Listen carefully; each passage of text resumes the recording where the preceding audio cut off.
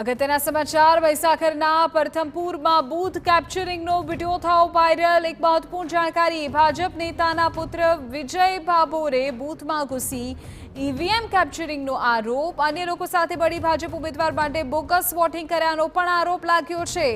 મોટા સમાચાર social media platform પર લાઈવ કરી સમગ્ર ઘટના बतावी होવાનો આખો મામલો સામે આવ્યો છે। વિજય ભાભોરે બૂથ કર્મચારીના શબ્દો પણ કહ્યા હતા। આ પ્રકારની જાણકારી અત્યારે સામે આવી રહી છે। આ વિડીયો વાયરલ થતા સોશિયલ મીડિયા પરથી આ વિડીયોને ડિલીટ ચોક્કસ કરી દેવાયો છે, પરંતુ નિયમોના ધજાગરા ઉડતા દેખાઈ રહ્યા છે। પ્રિતેશ અમારા સંવાદદાતા પૂરી જાણકારી આપી રહ્યા છે। જી પ્રિતેશ।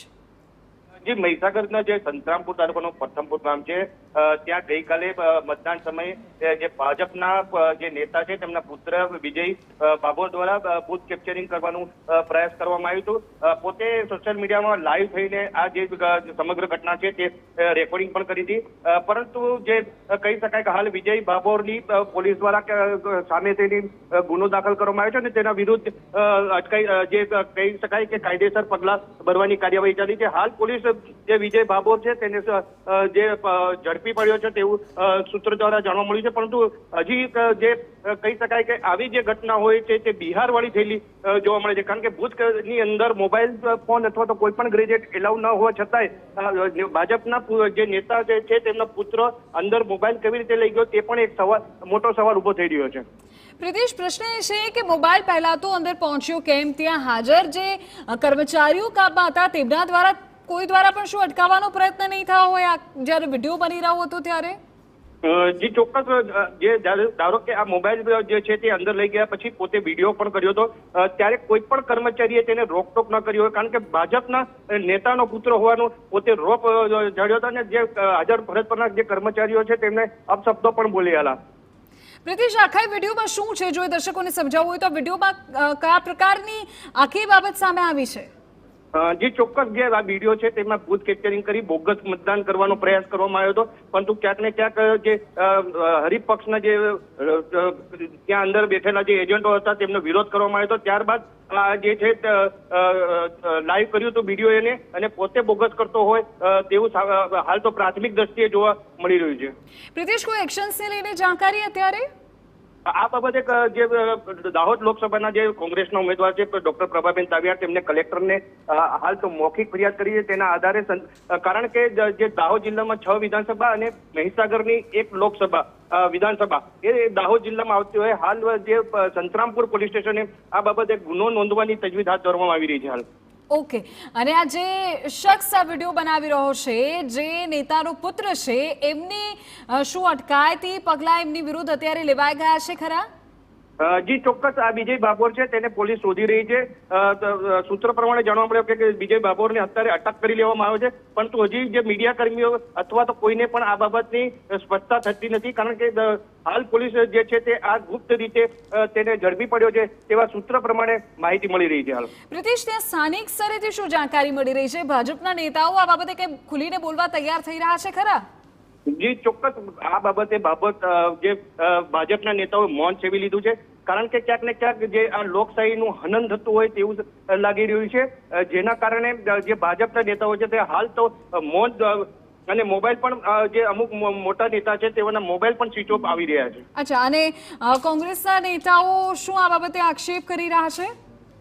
જી, જે ડોક્ટર પ્રભાબેન તાવિયાડ છે પોતે ડોક્ટર પણ છે, સાથે સાથે એક જાગૃત ઉમેદવાર પણ છે, જેના કારણે હાલ તેઓને કલેક્ટરને લેખિત ફરિયાદ પણ આપવાની કાર્યવાહી હાથ ધરવામાં આવી રહી છે। કોંગ્રેસ દ્વારા આ બાબતે તટસ્થ તપાસ થાય અને જે જવાબદાર છે તેની સામે કડક પગલાં લેવામાં આવે તેવી માંગ કરી રહી છે। ઓકે પ્રિતેશ, આપની પાસેથી અપડેટ લઈએ છીએ, પરંતુ મહત્વપૂર્ણ જાણકારી અમારા સંવાદદાતાએ આપી। સૂત્ર પાસેથી એવી વિગતો મળી રહી છે, એવી ચર્ચાઓ ચાલી રહી છે કે પોલીસે જે વિડીયોમાં આપને દેખાઈ રહેલો શખ્સ છે, ભાજપ નેતાનો પુત્ર, કે તેની સામે અટકાયતી પગલાં લીધા છે, પરંતુ હજુ આ મામલે સત્તાવાર જાહેરાત નથી થઈ। ભાજપના સ્થાનિક નેતાઓ આ બાબતે કંઈ પણ કહેવા તૈયાર નથી, પરંતુ સ્થાનિક કોંગ્રેસના જે ઉમેદવાર છે તેમણે કલેક્ટરને પણ આ મામલે રજૂઆત કરી છે અને આ મામલે ચોક્કસ કાર્યવાહી થાય તે પ્રકારની માંગણી કરવામાં આવી છે। પ્રશ્ન એ છે કે જે મતદાન બૂથ પર મોબાઈલ લઈ જવાની મનાઈ છે ત્યાંથી વિડીયો પણ લાઈવ થાય છે, અને એ પણ આ પ્રકારનો વિડીયો શું સ્થાનિક સ્તરેથી ત્યાં કોઈ બૂથ પરના અધિકારીઓએ આ ભાજપ નેતાના પુત્રને અટકાવ્યા નહીં હોય? શું આ બૂથ કેપ્ચરિંગનો આ કોઈ મામલો છે? આ તમામ સવાલો થઈ રહ્યા છે. અત્યારે તો આ વિડીયો જે સોશિયલ મીડિયા પ્લેટફોર્મ પર અપલોડ થયો હતો, જ્યાંથી લાઈવ થયો હતો, ત્યાંથી આ વિડીયોને હટાવી લેવાયો છે. પરંતુ વિડીયો હટ્યા બાદ શું પ્રશ્નો બંધ થઈ જશે કે પ્રશ્નો ઓછા થઈ જશે તેવું નથી. શું કાયદાનો, ચૂંટણી પંચનો કોઈ જ ડર નથી? શું આ પ્રકારના વિડીયોથી તેઓ પોતાને તંત્રથી ઉપરવટ સમજે છે? શું ખરેખર સંતરામપુરમાં બૂથ કેપ્ચરિંગનો મામલો સામે આવ્યો છે? શું આ ચૂંટણી પંચના નિયમોના, ગાઈડલાઈનના ધજાગરા નથી? આ પ્રકારના સવાલો અત્યારે થઈ રહ્યા છે. તો આ તમામ સવાલોની વચ્ચે અત્યારની મહત્વપૂર્ણ જાણકારી એ સામે આવી રહી છે કે એક તરફ જે કોંગ્રેસના ઉમેદવાર છે પ્રભાબેન, એમના દ્વારા પણ કલેક્ટરને ચોક્કસપણે રજૂઆત કરવામાં આવી છે અને યોગ્ય કાર્યવાહીની માંગણી તેમના દ્વારા કરવામાં આવી છે. બીજી તરફ હવે જોવાનું એ રહેશે કે આ બાબતને લઈને ભાજપના નેતાઓ આખરે શું સ્પષ્ટતા કરે છે. શું પોલીસે આ મામલે કોઈ ચોક્કસ કાર્યવાહી કરી છે? શું આ નેતાના પુત્રની અટકાયત કરી લેવાય છે? શું તેમને નિયમોનો પાઠ ભણાવાશે?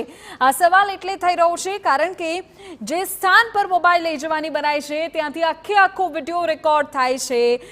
બૂથ અધિકારીઓને અપશબ્દો બોલવામાં આવે છે, બૂથ કેપ્ચરિંગના આક્ષેપ થઈ રહ્યા છે અને વિડીયો લાઈવ થાય છે. તમે જુઓ, આ વિડીયોમાં પાછળ પણ એક વ્યક્તિ આપ જોઈ શકશો.